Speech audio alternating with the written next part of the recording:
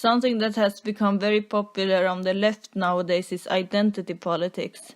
It is when you group people together based on some common characteristics they have and focus excessively on that, for instance by bringing up someone's race or sex all the time, even in situations where it is irrelevant. And some people are arguing for gender quotas and racial quotas in workplaces, for instance. So, for example, they may have a policy that says that 40% of workers here have to be women. In that case, they would be giving someone a job based on their sex and not their competence, which is really what matters in my opinion. And if you're a woman who is more qualified than a man, why wouldn't they want to hire you? It would be more beneficial for them. So if you're hiring a woman just because she's a woman, when there's a more qualified man who could get the job, you're discriminating against the man. And it would be much more beneficial for you to hire people based on competence if you want the job to be done well, rather than hire a woman or a black person just to be able to say, look at how diverse we are, that obviously makes us better than everybody else. If you want to fight against discrimination, don't discriminate yourself. The problem I have with identity politics is that it reduces people to some arbitrary characteristics that they have, instead of viewing people as individuals, which is what we all are. If you're against racism, sexism, that's exactly the kind of mentality you should be fighting against. If you're going to have gender quotas in workplaces, that is based on the idea that it is better that when it's more equal, that it has to be equal.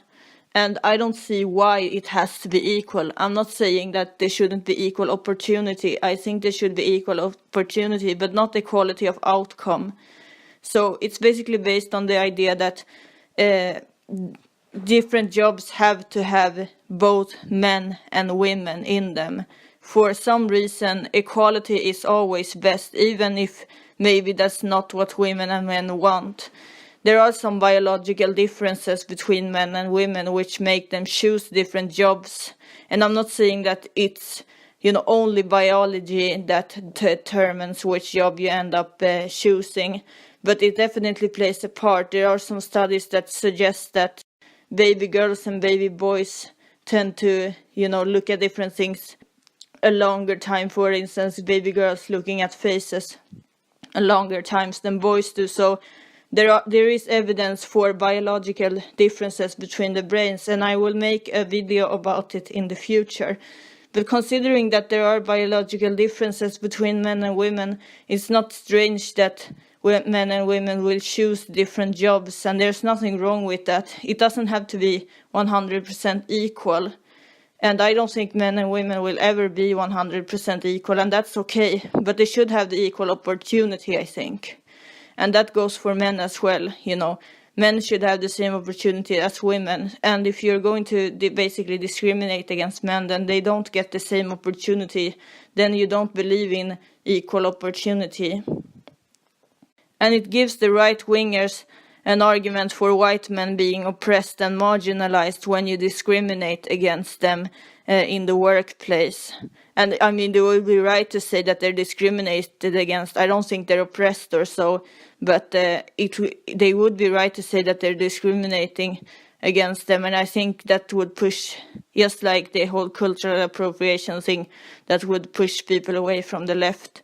I mean, if you're a white man and people say that you deserve to be discriminated against because of that, it's not hard to see why that would push you away from that ideology.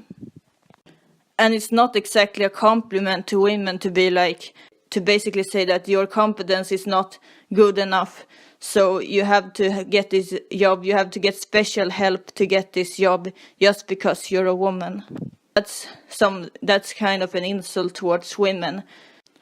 Also, when people talk about black identity and, this is what black identity is and so on, how is that doing a favor to those black people who don't identify with that? I mean, there are black people who are not like your view of what black identity is. So how is that doing them a favor to say that this is what black identity is? Isn't it better to just acknowledge that there is no such thing as black identity? It's just black people are individuals and they have their own identities.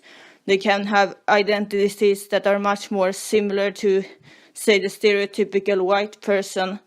and a white person can have an identity that is much more similar to a stereotypical black person. So there's no such thing as white identity or black identity. And I think that, this is just white identitarians and black identitarians are basically two sides of the same coin. They both reject individualism and viewing people as, who they truly are rather than just viewing them as a skin color.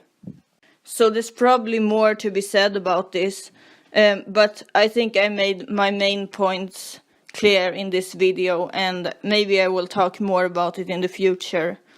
I'm planning on talking a bit about feminism, and I will mention some of the same things, I think, in that video or in those videos that I will be making. So if you don't want to miss them, you can subscribe.